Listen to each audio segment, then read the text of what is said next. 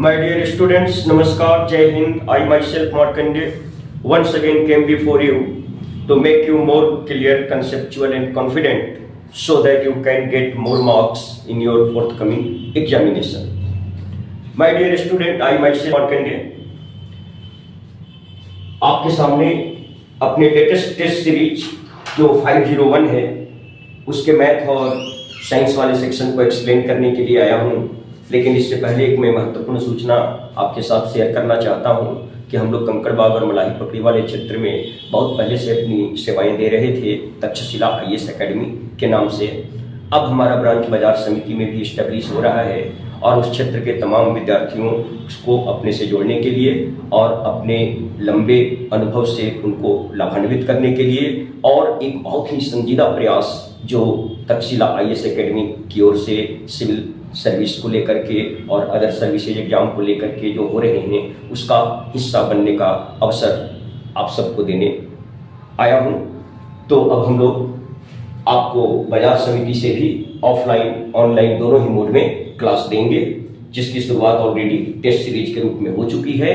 और ये जो सवाल हमारे पास है टेस्ट नंबर 501, ये आज बाजार समिति वाले सेंटर पर ही हेल्ड हुआ है और इसके GS वाले जो सेक्शन है उसको ऑलरेडी हमारे director sir honourable Shri Rawat sir ji explain कर चुके हैं। अब मुझे इजाजत दीजिए कि मैं आपके सामने इसके साइंस और मैथमेटिक्स वाले सेक्शन से आने वाले सवाल को आपके सामने डिकोड करूं। तो दोस्तों, साइंस का जो पहला सवाल यहाँ शुरू हो रहा है वो 26 नंबर से है और उसमें आपसे ये कहा जा रहा है कि मैच देम, सुमेलित करिए। अब ये सुमेलित करने वाले जो सवाल होते हैं उसमें सबसे महत्वपूर्ण बात ये होती है कि ये थोड़ा कॉम्प्लेक्स हो जाता है, पेचीदा हो जाता है इस मामले में कि आपको लगता है एक बार ये 4 सवाल के बराबर होते हैं, लेकिन दरअसल बात ऐसी नहीं होती है।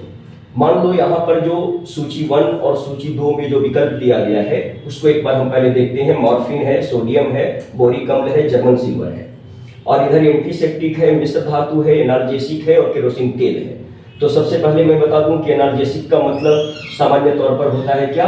पेन किलर, पेन किलर, दर्द निवारक, पीड़ा नाशक। तो यहां मैं उम्मीद करता हूं आपको जो दिखाना चाहता हूं कि ये जर्मन सिल्वर एक मिश्र धातु है। ये लगभग एक सामान्य स्तर की जानकारी है जो सबको होनी चाहिए। तो यदि आपको ये पता है कि जर्मन सिल्वर मिश्र धातु है तो आप पहले इसी को आइडेंटिफाई कर लीजिए आंसर वाले कॉलम में। तो जर्मन सिल्वर जो कि डी में है, तो डी वाले विकल्प में हम देखते हैं कि 2 मिश्र धातु के लिए 2 विकल्प दिए गए हैं, सी में और डी में। अब हमको एक और जानकारी लेनी पड़ेगी। तो दूसरा जो सामान्य जानकारी हमको इसमें नजर आ रहा है कि सोडियम को आप सीधा जोड़ सकते हैं किससे? केरोसिन से, क्योंकि सोडियम को सुरक्षित केरोसिन में ही रखा जाता है, केरोसिन तेल में रखा जाता है, क्योंकि ये हवा के साथ खुली प्रतिक्रिया करके और हाइड्रोजन प्रोड्यूस करता है। जल के साथ भी ये तीव्र प्रतिक्रिया करके हाइड्रोजन प्रोड्यूस करता है, इसलिए इसको सुरक्षित रखने के लिए केरोसिन तेल का इस्तेमाल किया जाता है। तो सोडियम के साथ मैच हो रहा है ऑप्शन 4। अब देखते हैं कि डी के लिए 2, सी और डी दोनों में था, लेकिन सोडियम बी के लिए नंबर 4 केरोसिन तेल सिर्फ डी में ही है। तो हमारा आंसर यहाँ क्लियर हो जाता है 2 विकल्पों को जानने के बाद ही, क्योंकि ऐसा और किसी दूसरे विकल्प में नहीं हो सकता है। तो यहाँ मैं जानकारी के लिए आपको ये बता दूं कि मॉर्फिन एक बहुत ही इंपॉर्टेंट केमिकल एलिमेंट है और ये प्राप्त होता है आपको अफीम से। इसकी खोज की थी स्टर्नर नाम के एक वैज्ञानिक ने 1806 में। और ये सोडियम के साथ आप एक वर्ड जोड़ दें क्लोराइड, क्या क्लोराइड, तो ये खाने वाला नमक बन जाता है। और सोडियम के साथ एक शब्द आप जोड़ देते हो बाइकार्बोनेट, तब यह धोवन सोडा बन जाता है। तो ये सोडियम के लिए जानकारी हमने दी। बोरिक अम्ल को भी आप जानिए कि ये boron plus hydrogen plus oxygen का कंपाउंड है और ये भी मेडिसिनल प्रॉपर्टीज रखता है और मेडिसिन के निर्माण में भी इसका यूज होता है। जर्मन सिल्वर एक मिश्र धातु है और इसमें nickel plus zinc plus tin. इसमें सामान्य तौर पर निकेल की जो मात्रा होती है वो 60% होती है, जिंक का जो मात्रा होता है 20% होता है और टिन का भी जो मात्रा है वो 20% होता है। कुछ परिस्थितियों में इसमें लेड सीसा भी मिलाया जाता है, लेकिन सामान्य रूप से जिंक का मतलब जर्मन सिल्वर का मतलब होता है निकेल, ब्रोंज और टिन, यानी निकेल, जस्ता और टिन का मिक्सचर, जिसमें निकेल का परसेंट कितना है 60, जिंक का है 20 और टिन का है 20। तो ये पूरी जानकारी लेने के बाद एक सवाल पूरी तरह से आपके सामने डिकोड हो चुका है और आंसर के रूप में हमें क्या मिला है, डी। अब नेक्स्ट क्वेश्चन जो हमसे पूछा गया है वो ये कह रहा है कि भौतिक परिवर्तन का एक उदाहरण नहीं है। तो भौतिक परिवर्तन का मतलब ये होता है कि जिसमें जो मूल पदार्थ होता है उसके गुणधर्म में कोई परिवर्तन नहीं होता है और परिवर्तित पदार्थ फिर से मूल पदार्थ में चेंज किया जा सकता है। लेकिन केमिकल परिवर्तन में यह होता है कि पदार्थ के गुणधर्म ही बदल जाते हैं, कैरेक्टरिस्टिक्स में चेंज आ जाता है और फिर उस परिवर्तित रूप से उसको प्रारंभिक अवस्था में नहीं लाया जा सकता है। तो इस बेस के आधार पर हम आगे बढ़ेंगे। तो हम इस पहला विकल्प देखते हैं, क्या, हवा में चांदी के बर्तन का काला होना। यदि हवा में चांदी के बर्तन काला हो गए हैं तो उनको फिर से साफ करके चमकाया जा सकता है और उनको प्रारंभिक अवस्था में लाया जा सकता है। इसलिए यह क्या है, भौतिक परिवर्तन है, जो कि आंसर नहीं होगा, क्योंकि हमसे पूछा जा रहा है कौन भौतिक परिवर्तन नहीं है। मोम का पिघलना भी क्या है, भौतिक परिवर्तन है, क्योंकि पिघले हुए मोम को फिर से उसके प्रारंभिक अवस्था में ठोस मोम के रूप में लाया जा सकता है, इसलिए मोम का पिघलना भी भौतिक परिवर्तन है। सी में दिया गया है दूध से दही का बनना, यह भौतिक परिवर्तन नहीं है। दूध से दही का बनना रासायनिक परिवर्तन है, क्योंकि एक बार दूध यदि दही में परिवर्तित हो गया तो फिर से दही को दूध में परिवर्तित नहीं किया जा सकता। इसलिए ये क्या है, केमिकल चेंज को रिप्रेजेंट कर रहा है और यही हमारा आंसर होगा, क्योंकि हमसे पूछा गया है कि कौन भौतिक परिवर्तन नहीं है। तो दूध से दही का बनना भौतिक परिवर्तन नहीं है, यह रासायनिक परिवर्तन है। तो हमारा आंसर क्या हो गया, सी। नेक्स्ट जो हमारा क्वेश्चन है वो आपसे ये पूछा गया है कि जो वायवीय श्वसन है, उस वायवीय श्वसन में कौन सा अंतिम उत्पाद होता है। तो वायवीय श्वसन में जो अंतिम उत्पाद होता है वह होता है कार्बन डाइऑक्साइड CO2 और होता है H2O जल और होता है ऊर्जा। वायवीय श्वसन एक रासायनिक प्रक्रिया है जिसके जरिए भोजन को एनर्जी में चेंज किया जाता है और इसका जो अंतिम उत्पाद होता है वो कार्बन डाइऑक्साइड होता है, जल होता है और ऊर्जा होता है। तो विकल्प में हम देख रहे हैं कि कार्बन डाइऑक्साइड ए में है लेकिन जल नहीं है, H2O नहीं है। सी में भी कार्बन डाइऑक्साइड है लेकिन जल नहीं है और बी में भी आप देख रहे हैं कि कार्बन डाइऑक्साइड है लेकिन H2O या एनर्जी की चर्चा नहीं है। तो कोई भी विकल्प सही नहीं है, हमें आंसर लेना पड़ेगा डी को। अब हम 29 नंबर सवाल को यदि आपके सामने रखूं तो इसमें यह कहा जा रहा है कि निम्न में से किस विटामिन को एग्रो कैल्सीफेरोल कहते हैं। तो दोस्तों आपको पता होगा कि विटामिन को ए, बी, सी, डी, ई और के में कैटेगराइज किया गया है। ए का नाम होता है रेटिनॉल केमिकल नेम, और बी का होता है थायमीन, और सी का होता है एस्कॉर्बिक अम्ल, और डी का होता है कैल्सीफेरोल,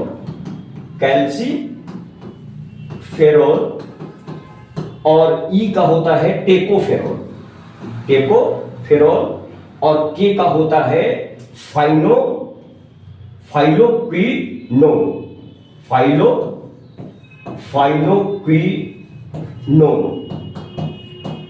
ये बेसिक जानकारी तो सबको रखनी ही है और इसी जानकारी पर हमारा ये सवाल बन जाएगा। जैसे आपसे क्या पूछा गया था कि निम्न में से किस विटामिन को एग्रो कैल्सीफेरोल कहते हैं, तो विटामिन D2 और विटामिन D3 दोनों का यहां जिक्र हुआ है। यदि एक ही का जिक्र होता तो हम पकड़ लेते कि कैल्सीफेरोल डी को कहते हैं, तो कैल्सीफेरोल एग्रोकैल्सिफेरोल डी का ही कोई समस्थानिक या रूप होगा। लेकिन अब डी में D2 भी दिया हुआ है और D3 भी दिया हुआ है, तो अब थोड़ा और ज्यादा डीप नॉलेज का डिमांड हो रहा है। और वहां मैं आपको ये बताऊंगा कि विटामिन डी को तो क्या कहा, कैल्सीफेरोल, और D2 को कहते हैं और D3 को कहते हैं, इसको कहते हैं केलो कैल्सीफेरोल, इसको कहते हैं डी और डी को कैल्सीफेरोल, और D2 और D3 का भी आप नाम जान ले तो D3 को कहते हैं, D2 ही है क्या, एग्रो कैल्सीफेरोल, ये क्या है कैल्सीफेरोल, और D3 क्या है, ये है केलो कैल्सीफेरोल। तो हमारा आंसर क्या होगा, D2 को कहते हैं एग्रो कैल्सीफेरोल, D को कहते हैं कैल्सीफेरोल और D3 को कहते हैं केलो कैल्सीफेरोल। तो हमारा आंसर यहां क्या हो जाएगा, विटामिन D2। अब हम अपने नेक्स्ट क्वेश्चन की ओर यदि आए तो हमें ये दिखाना होगा, आपको ये बताना होगा कि क्वेश्चन नंबर 29 के बाद 30, मानव शरीर में विटामिन ए भंडारित रहता है। तो मानव शरीर में विटामिन ए का जो भंडारण होता है वह जनरली लीवर में होता है, और यहां लीवर को रिप्रेजेंट किया गया है एक में, जिसका नाम दिया गया है यकृत, यहां पर त्वचा, फुफ्फुस और एक से अधिक का कोई मैंने मतलब नहीं है। हमारा आंसर क्या है, ए। अधिकांश प्राणियों के जीवित पदार्थ का लगभग 80% पदार्थ है। तो जीवित पदार्थ का यहां मतलब है जीव द्रव्य। जीव द्रव्य में जो सबसे ज्यादा मात्रा में चीज उपलब्ध है वो तो जल है, लेकिन जल यहां विकल्प में कहीं दिया नहीं गया है। तो मैं आपको ये बताऊं कि कार्बनिक पदार्थ में जो सबसे ज्यादा मात्रा में उपस्थित रहता है वो होता है प्रोटीन, जिसकी मात्रा होती है 80%। और यही आपसे पूछा गया है कि अधिकांश प्राणियों के जीवित पदार्थ जीव द्रव्य में लगभग 80% क्या होता है, तो आपका आंसर क्या है, प्रोटीन। रक्त क्या होता है, तो सामान्य सा इसका भी आंसर है कि रक्त का जो केमिकल स्ट्रक्चर होता है उसको आइडेंटिफाई किया गया है और ऐसा पाया गया है कि वह एक संयोजी उत्तकों से बना होता है। तो एक अपकलित उत्तक, रेखीय उत्तक और एक से अधिक विकल्प गलत है और हमारा सही आंसर ए है, एक संयोजी उत्तक रक्त का केमिकल स्ट्रक्चर है। 33 नंबर सवाल में आपसे पूछा गया है कि खाद्य पदार्थों के परिरक्षण हेतु निम्नलिखित में से कौन सा प्रायिकत होता है, मतलब किस केमिकल एलिमेंट का यूज खाद्य पदार्थों को लंबे समय तक सुरक्षित और उसके क्वालिटी को मेंटेन करने के लिए किस केमिकल का यूज होता है। तो यहां पर आंसर है सोडियम कार्बोनेट, और यह है एसिटिलीन और एक से अधिक, और है बेंजोइक अम्ल। तो ये हमारा सही विकल्प क्या है, बेंजोइक अम्ल का उपयोग किया जाता है खाद्य पदार्थों के संरक्षण के लिए। नेक्स्ट क्वेश्चन आपसे ये पूछ रहा है 34 नंबर में कि रक्त का पीएच मान क्या है। तो रक्त का जो पीएच मान होता है वो 7.35 से 7.45 के रेंज में होता है। इसमें आदर्श स्थिति मानी जाती है 7.4, और यहां सी में कहा गया है 7.4, तो हमारा आंसर क्या है, सी। नेक्स्ट क्वेश्चन में आपसे पूछा जा रहा है कि 1.5 मीटर लंबे व्यक्ति को अपना खड़ा संपूर्ण प्रतिबिंब देखने के लिए कितने के लिए आवश्यक दर्पण की न्यूनतम लंबाई क्या होगी। तो फिर से एक बार आप समझ लीजिए, हमसे पूछा क्या जा रहा है, यह पूछा जा रहा है कि व्यक्ति की ऊंचाई 1.5 मीटर मतलब कि 150 सेंटीमीटर है, और हमें यह पता है कि दर्पण में जो प्रतिबिंब बनता है वह प्रतिबिंब वास्तविक होता है और वस्तु की ऊंचाई का आधा होता है।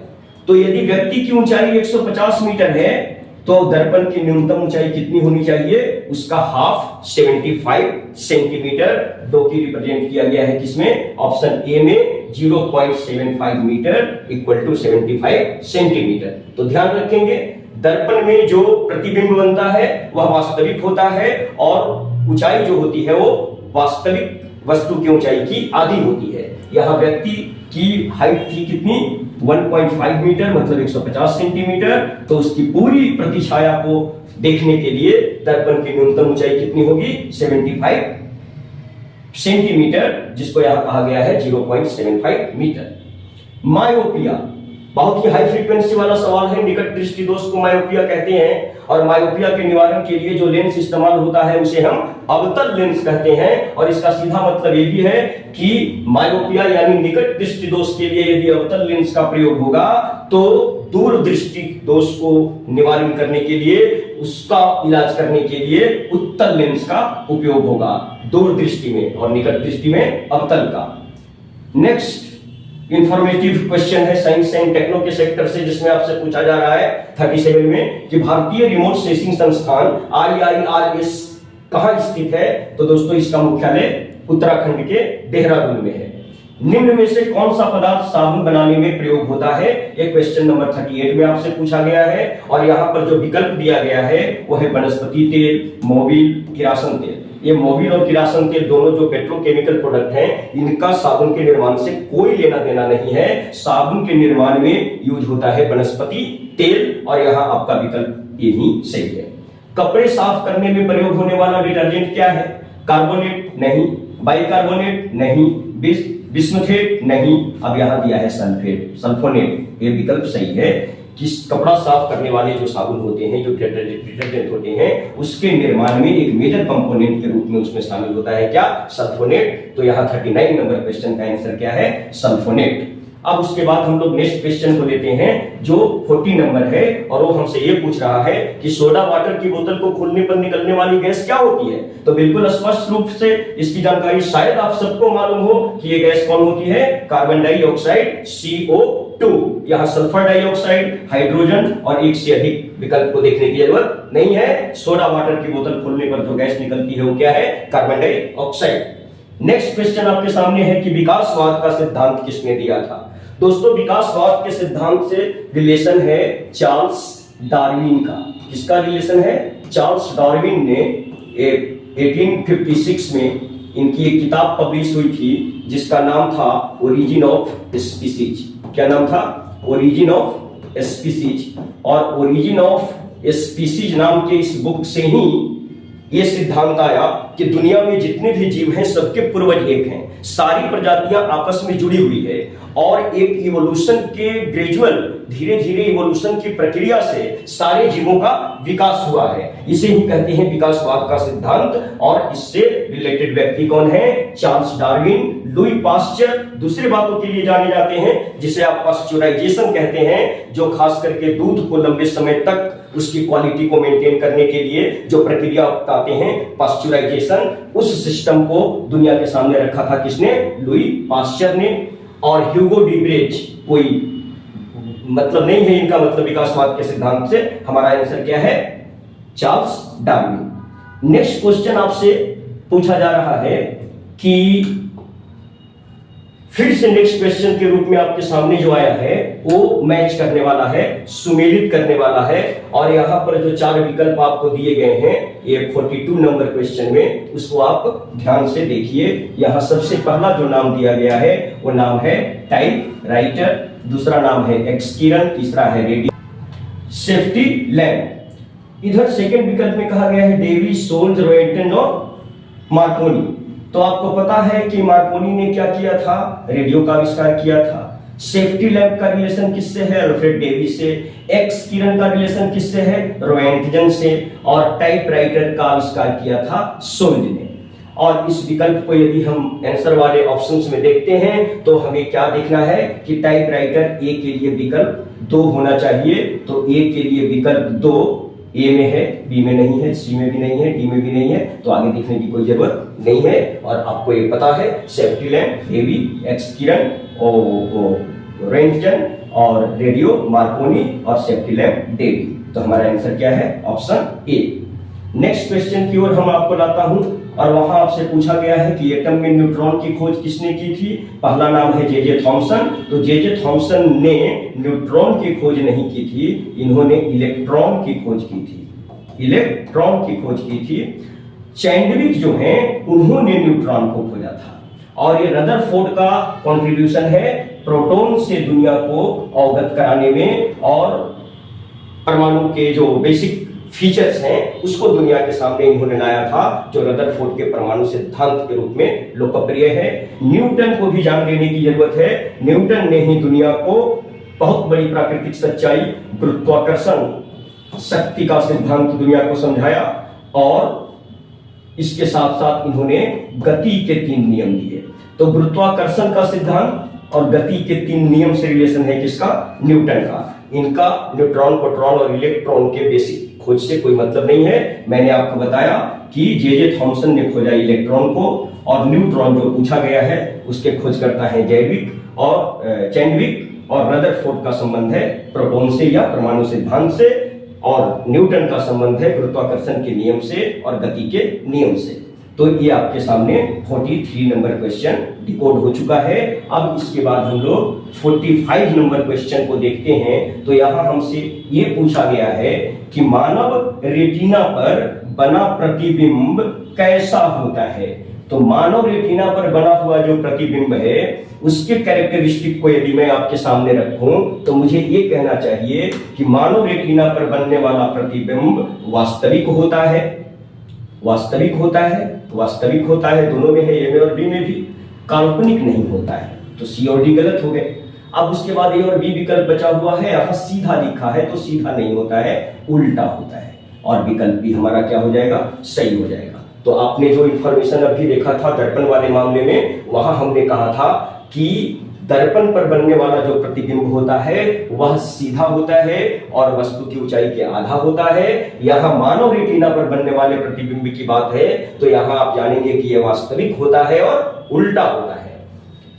अब इसके बाद हमारे सामने मैथ वाले सवाल आते हैं, और सबसे पहले जो सवाल आया है वो शायद अनुपात वाले सेक्शन से है, रेशियो वाले सेक्शन से है। और यहाँ आपसे पूछा जा रहा है कि एक दूध वाला 50 लीटर दूध और पानी के मिश्रण में दूध और पानी का अनुपात 3:2 रखता है। तो पहले हम इसी एक इंफॉर्मेशन को चेकआउट कर लें तो हमें ये मिलता है कि दूध मिक्सचर की जो टोटल मात्रा है वो 50 है और 21 अनुपात में बटा हुआ है, तो 3:2 है, 3:2 है। और यहाँ 3 रिप्रेजेंट कर रहा है, आप ध्यान देंगे, इसको ठीक से जोड़ेंगे। 3 रिप्रेजेंट कर रहा है दूध को और पानी को रिप्रेजेंट कर रहा है 2, तो 3:2 में है। टोटल अमाउंट 50 है, तो ये हमारा कितना हो जाएगा? 30, और ये हमारा कितना हो जाएगा? 20। आप ध्यान रखेंगे ये पानी को रिप्रेजेंट कर रहा है और ये मिल्क दूध को रिप्रेजेंट कर रहा है। और टोटल क्वांटिटी 50 है, जिसमें दूध की मात्रा 30 लीटर है और पानी की मात्रा 20 लीटर है। अब सेकंड कंडीशन क्रिएट कर रहा है कि एक दिन उसने तय किया कि अनुपात 2:3 कर दिया जाए। तो 2 यहां आ रहा है किसके लिए? दूध के लिए, और 3 आ रहा है पानी के लिए। तो अब ये जो 3 था इसको 2 कर देना है और इसको 3 कर देना है। तो अब हमारे पास टोटल यूनिट जो मिक्सचर का होगा वो 2 और 3 5 होगा, और उसमें 2 यूनिट क्या होगा? दूध होगा।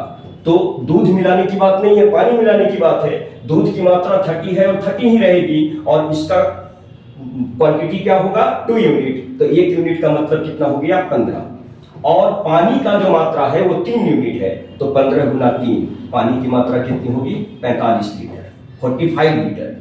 और दूध की मात्रा 30 ही रहेगी। तो यहां पर पहले से हमको पता है कि पानी की मात्रा कितना है? 20 लीटर। तो हमको बाहर से ऐड करना पड़ेगा कितना? 25 लीटर। तो जाके 45 हो जाएगा। और हम देखते हैं विकल्प में, तो हमें 25 पहले विकल्प में ही दिख जाता है, और स्पष्ट है कि यहाँ आंसर क्या होगा? ए। अब हम लोग अपने नेक्स्ट सवाल को लेते हैं, जो आपसे पूछ रहा है, शायद ये सवाल आपका रेशियो के सेक्शन से है, नहीं सॉरी, ये सवाल आपका जो है वह साधारण ब्याज के सेक्शन से है। और इसमें यह कहा जा रहा है कि 400 रुपये पर साधारण ब्याज की एक निश्चित दर से 3 वर्षों का जो मिश्र धन है, मूलधन और ब्याज को जोड़कर जो राशि है वो 425 है। तो 2 वर्षों में 400 रुपये की राशि कितनी होगी? विकल्प थोड़ा लग रहा है, देख रहे हैं यहाँ, 450 है, 425 है, 480 है और 1 से अधिक है। तो यहाँ ये सवाल बनाने की जरूरत ही नहीं है, क्योंकि आपसे कहा जा रहा है कि 400 रुपया मूलधन पहली परिस्थिति में भी है और 400 रुपया मूलधन दूसरी परिस्थिति में भी है। पहली परिस्थिति में टाइम 3 साल है और 3 साल में यदि 400 रुपया बढ़ के 425 होता है तो 400 रुपया 2 साल में हर हाल में 425 से कम होगा और 425 से कम का कोई विकल्प हमारे पास नहीं है, इसलिए हमारा आंसर क्या होगा? डी। तो अब हम लोग अगले सवाल की ओर आते हैं और वहां हम लोग देखते हैं कि आगे 48 नंबर सवाल में हमसे क्या पूछा जा रहा है। तो दोस्तों यहां देखेंगे कि 48 नंबर सवाल आपके सामने आ चुका है। किसी वस्तु के लिए 25% छूट पर लाभ 25% है यदि। तो दोस्तों नेक्स्ट क्वेश्चन जो 48 नंबर है उसमें आपसे पूछा जा रहा है कि किसी वस्तु के लिए 25% छूट पर लाभ 25% है, यदि छूट को घटाकर 10% कर दे तो लाभ का प्रतिशत क्या होगा। तो सवाल थोड़ा ट्विस्ट है, देखेंगे आपको इसको कैसे सिंपली हल किया जाएगा। तो मान लेंगे हम लोग कि वस्तु का जो अंकित मूल्य है वो 100 रुपया है। अब इस अंकित मूल्य पर क्या होगा? 25% का डिस्काउंट है। इसका मतलब कि 100 में 25 रुपये माइनस होगा और ये वस्तु बिकेगी कितने पर? 75 रुपीज। ये क्या हो गया? Sale price. और ये हो गया वस्तु पर अंकित मूल्य एमआरपी। और उस पर 25% छूट देने के बाद वस्तु की बिकने में बिकी 75 में। ठीक है, अब उसके बाद कहा जा रहा है कि 75 में बेचने पर भी 25% का लाभ हुआ है। तो यह जो 75 है वह वस्तु के मूल दाम का 125% है। तो 125% इज इक्वल टू 75। तो 1% is equal to 75 by 125। 100% is equal to 75 by 125 into 100। और इसको आप कर देंगे 25 से 5 टाइम्स और इसको 25 से 4 टाइम्स और 5 से फिर 75 भी 15 टाइम्स कट हो गया और आपको मिल गया कितना? 60 रुपया। तो वस्तु का मूल दाम है 60 रुपया। वस्तु कितने में बिका? 75 रुपया में। और वस्तु का अंकित मूल्य कितना है? 100 रुपया। तब जाकर 25% छूट देने पर वस्तु बिक रही है कितने में? 75 में। और चूंकि दाम है 60 रुपया तो 60 पर 15% 25% लाभ लेने के बाद 75 रुपये में वस्तु बिकी है। अब सेकेंड सिनेरियो में आपसे ये कहा गया है कि वस्तु का जो छूट है उसको 25 से घटाकर 10 कर दिया तो अंकित मूल्य कितना है? 100 रुपया। अब इसमें माइनस करेंगे 10 रुपया। वस्तु का बिक्री कितने में हुआ? 90 रुपया में। और वस्तु का जो कॉस्ट प्राइस है वो कितना था? 60 रुपीज। अब 60 रुपीज का बिक्री कितने में हो रहा है? 90 में। तो प्रॉफिट कितने का हो रहा है? 30 रुपीज का। 60 में प्रॉफिट कितने का है? 30 का। तो सीधा मतलब है कि प्रॉफिट का लेवल कितना होगा? 50%। और ये विकल्प फर्स्ट में ही आपको दिया हुआ है 50%। तो ध्यान रखें, किसी वस्तु को 25% छूट पर बेचने पर लाभ यदि 25% है, यदि छूट की राशि 10% कम कर देंगे तो लाभ का प्रतिशत कितना हो जाएगा? 50%। ये आपके सामने पूरी तरह से डिकोड कर दिया गया है। अब हम लोग लेते हैं सेकंड लास्ट क्वेश्चन 49 नंबर, जिसमें आपसे ये पूछा जा रहा है कि एक रेलगाड़ी जिसकी गति प्रति घंटा 90 किलोमीटर है और यह एक बिजली के खंभे को 1 मिनट में पार करती। तो दो इंफॉर्मेशन है, 90 किलोमीटर पर आवर स्पीड है। तो पर आवर स्पीड को यदि हम सेकंड में चेंज करें तो हम इसको 5/18 से मल्टीप्लाई करते हैं स्पीड को। और यदि सेकंड में दिया हुआ है तो फिर उसका उल्टा 18/5 का यूज किया जाता है। तो हमारे पास किलोमीटर पर आवर दिया हुआ है, किलोमीटर पर आवर दिया हुआ है कितना? 90। इसको हम सेकंड में निकाल लें तो हमको इसको 18/5 से मल्टीप्लाई करना होगा। सॉरी, तो हमें इसको कितना? 90 किलोमीटर पर आवर दिया गया है। यदि इसको हमें सेकंड में चेंज करना होगा तो हमें इसे गुना करना पड़ेगा 5/18 से, क्योंकि किलोमीटर पर आवर दिया हुआ है और हमको सेकंड में चेंज करना है, मीटर में चेंज करना है। तो 5/18 से जब इसको मल्टीप्लाई करते हैं तो ये 5 × 5 आंसर आता है 25। तो ये 25 क्या हो गया? 25 मीटर पर सेकेंड स्पीड है किसकी? रेलगाड़ी की। और उसको एक बिजली के खंभे को पार करने में 1 मिनट लगता है। तो रेलगाड़ी की लंबाई क्या होगी? तो रेलगाड़ी की लंबाई का मतलब आप यहां समझ रहे हैं ना, क्या होगा? स्पीड, गति गुना टाइम, समय। तो स्पीड आपको कितना मिल गया? 25 पर सेकेंड। और टाइम कितना ले रहा है, 1 मिनट माने कि 60 सेकेंड। तो 60 को 25 से मल्टीप्लाई कर दीजिए, आपका आंसर आ गया 1500 और ये 1500 विकल्प ए में ही दिया गया है। अब लास्ट सवाल हमारे पास है कि ए और बी मिलकर एक काम को 12 दिन में करता है। ए अकेला उसी काम को 20 दिन में कर सकता है। यदि बी प्रत्येक दिन केवल आधा काम करे तो ए और बी मिलकर उस काम को कितने दिनों में करेगा। तो देखिए जो इंफॉर्मेशन दिया गया है कि ए प्लस बी दोनों मिलकर काम को कितने में करता है, 12 दिन में। तो बिल्कुल स्पष्ट है कि ए 1 दिन में कितना करेंगे, 1/12। दूसरा कहा गया है कि ए जो है वो 20 दिन में करता है, तो ए 1 दिन में कितना करेगा, 1/20। अब हमको ये कहा जा रहा है कि आप बताइए कि ए पूरा दिन काम करे और बी आधा दिन काम करे, मतलब b/2। इस कैपेसिटी में यदि काम किया जाए तो काम करने में कितना समय लगेगा। तो इसके लिए सबसे पहले हमें बी की कैपेसिटी जाननी पड़ेगी, जो कि दिया नहीं गया है लेकिन ये दिया गया है, ए प्लस बी और ए। तो ए प्लस बी में ए को माइनस कर देंगे तो हमको बी का कैपेसिटी पता चल जाएगा। तो बी के कैपेसिटी फुल दिन का जो होगा वो 1/12 माइनस 1/20 होगा और हमारा एलसीएम 60 होगा। 12 5 जा, यहाँ 5 का वैल्यू मिला और 23 जा, यहाँ 3 का वैल्यू मिला और ये माइनस है तो हमको आउटपुट हो गया 3/60 जो इक्वल है 1/30 का। तो 1/30 तो बी के पूरे दिन का वैल्यू है, बी के पूरे दिन का वैल्यू है 1/30। तो बी के हाफ दिन का वैल्यू कितना हो जाएगा, 1/60। माय डियर स्टूडेंट्स, इसको आप कंटेन करेंगे अपने दिमाग में और अपने आप को इसको ऐसे बताओ कि ए की कैपेसिटी कितनी है, 1/20। बी की कैपेसिटी कितनी है, 1/30। लेकिन ए पूरा दिन काम करेगा मतलब 1/20 काम होगा, लेकिन बी जो है वो पूरा दिन नहीं करेगा, आधा दिन ही करेगा, तो वह 1/60 करेगा। अब इन दोनों को आप जोड़ दीजिए तो एक दिन में ए और बी के आधे काम का योग मिल जाएगा। तो यहां भी हमारा रेशियो 60 होता है और इसका वैल्यू हमें मिलता है 3 और इसका वैल्यू हमें मिलता है 1 और 3 और 1 को प्लस करते हैं तो 4/60 काम होगा पर डे। किसके द्वारा, ए प्लस बी के आधे दिन के काम का वैल्यू एक दिन का कितना है, 4/60। तो पूरा काम करने में कितना टाइम लगेगा, 60/4 इक्वल टू 15 डेज। और आप देख रहे हैं कि 15 डेज आपके पास विकल्प डी में दिया गया है।